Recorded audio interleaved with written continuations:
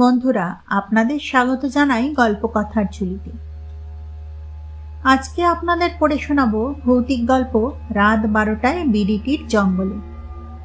গল্পটি লিখেছেন শুভাশিস ঘোষ। শুনতে থাকুন, আশা করি খুবই ভালো লাগবে। কলেজে গরমের ছুটি পড়ে গিয়েছে, 1 মাস ছুটি। এই 1 মাস কলেজের বাঁধাধরা জীবন থেকে রেহাই। সিটি কলেজের মেসে থাকি, আমার মতো অনেকেই থাকে। তারা কেউ কেউ বাড়ি চলে গিয়েছে এর মধ্যে, ফিরবে সেই কলেজ খোলার 2-1 দিন আগে। আমিও যাব, তবে বাড়ির জন্য কিছু কেনাকাটি করে নিয়ে যাব, তাই 2-1 দিন দেরি হবে। হঠাৎ মনে পড়ল পিসির কথা। আমার একটাই পিসি, বলেছিলেন গরমের ছুটি পড়লে বাড়ি যাবার পথে আমি যেন ওদের বাড়িতে কয়েকদিন কাটিয়ে যাই। অনেকদিন থেকেই বলছেন পিসি। পিসির বাড়ি কেশবপুর যাবার পথে, তারকেশ্বর আরামবাগ রুটেই পড়ে। অনেক করে যেতে বলেন, কিন্তু পড়াশোনার এত চাপ আর যাওয়া হয় না। পিসিদের ছোট্ট সংসার, পিসি পিসেমশাই আর আমারই বয়সী একটি ছেলে তপু। তপু অধিকারী একটা কলেজে অ্যাকাউন্টেন্সি নিয়ে পড়ে। পিসিদের বড় একটা বাগান আছে, ফলের বাগান। আম, জাম, লেবু, কলা, পেয়ারা, কি যে হয় না তাতে। শুধু কি তাই, বাগানে রয়েছে সিমেন্ট দিয়ে বাঁধানো বসার জায়গা। গরমের দিনে তাতে গিয়ে বসলে ফুরফুরে বাতাস এসে গায়ে লাগে, ঘুম এসে যায়। গাছে গাছে পাখির জটলা, কেউ বাসা বুনছে, কেউ গান গাইছে। হঠাৎ হঠাৎ এসে কাউকে দেখলে পালিয়ে যায়। গাছপালার ফাঁক ফোকর দিয়ে আকাশ দেখা যায়। হাওয়া খেয়ে, আকাশ দেখে, পাখিদের গান শুনে পিসির গায়ে গেলে প্রাণ একেবারে জুড়িয়ে যায়। তারপরে তো ফল ফলাদি আছেই মনের মতো। মন যেন কেমন কেমন করে ওঠে আমার। তারপর আমার আবার কবিতা লেখার শখ। 2-4টে ছোটখাটো পত্রিকায়, কলেজ ম্যাগাজিনেও বেরিয়েছে আমার কিছু লেখা। দেখলুম এই ছুটিতে পিসির বাড়িতে যদি কদিনের জন্য ঢু মারা যায়, তবে লাভ বই লোকসান কিছু নেই। বাগানের পাকা আধ পাকা আম জামরুল যেমন ভোগে আসবে, তেমনি নিবিড় নৈশব্দে স্নিগ্ধ সবুজের সমারোহে 2-1টা ভালো কবিতাও এসে যাবে। যাই হোক, ঠিক করলুম এবার বাড়ি যাওয়ার পথে পিসির ওখানে কিছুদিন থেকে যাব।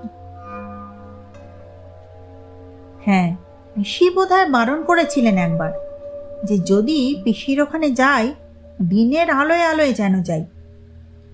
রাতের বেলায় বাড়ির কাছে যে বিডিটির জঙ্গল, সেটাতে বড্ড ভয়, তেনাদের ভয়।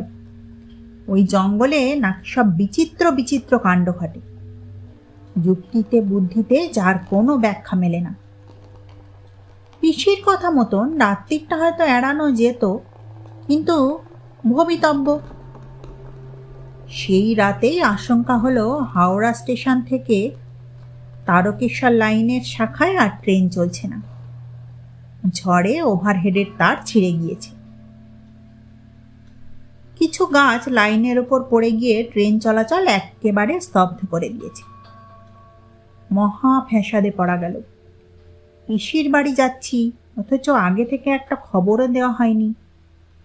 বেশি রাত করে গেলে ওনাদের খুব ব্যতিব্যস্ত করতে হয়। তাছাড়া রান্না বান্নার ঝামেলা তো রয়েছেই। ভূতটুত যদি বুজরুকি বলে উড়িয়েও দিই। যাই হোক, এইসব ভাবতে ভাবতে ট্রেন যখন ছাড়ল, ঘড়িতে তখন 9টা বেজে গেছে। অর্থাৎ ঠিক মতো চললে তারকেশ্বরে পৌঁছবে রাত 11টায়। তারকেশ্বর আরামবাগ লোকালে চড়ে যখন বিডিটিতে আমি নামবো, 11:30টারও বেশি হয়ে যাবে। তারপর আমাকে পেরোতে হবে বিডিটির জঙ্গল। শক্তি, সাহস, মনোবল আগে থেকেই যেন আমার উবে যেতে আরম্ভ করলো। কিন্তু আর কিছু করার নেই। যা ভেবেছিলুম তাই হলো। বিডিটি স্টপেজে যখন নামলাম ঘড়িতে দেখি 11:40। এক জোর ঝড় বৃষ্টির পর সবেমাত্র আকাশে চাঁদ দেখা দিয়েছে। ফিনফিন করছে জ্যোৎস্নার রাত। রাস্তায় লোকজন একেবারেই নেই, সব শুনশান। পাকা রাস্তার ওপর একটা চায়ের দোকান তখনও খোলা ছিল। এক কাপ চায়ের বাসনায় দোকানের দিকে এগোতেই দোকানি দেখি ঝাঁপটাপ বন্ধ করে দোকানের চাবি লাগাতে শুরু করেছে। আর চায়ের কথা বলা গেল না। যাকগে যাক, কপালে বলে গায়ের কাঁচা রাস্তা ধরা গেলে গায়ের নির্জন পথ। কোথাও কোনো সারা শব্দটি নেই, শুধু দূরবর্তী কোনো গাছ থেকে একটা নাছোড় পাখি কাতর স্বরে মাঝে মাঝে ডেকে উঠছে। হয়তো ভীষণ ঝড়ে তার সাধের আস্তানা, পরিবার পরিজন সবকিছু ওলটপালট হয়ে গিয়েছে।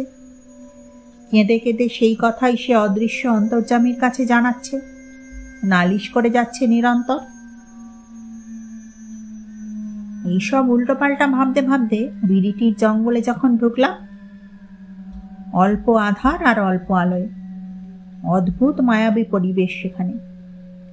অতি দুঃসাহসীও এই মায়াবী বন জ্যোৎস্নায় ঘাবড়ে যাবে।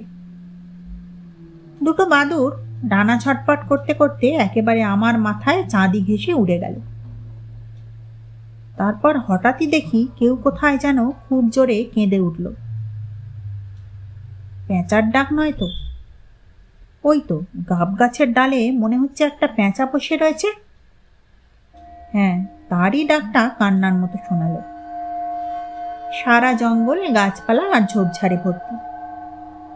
তাল তাল জমাট অন্ধকার যেন সেখানে আটকে রয়েছে।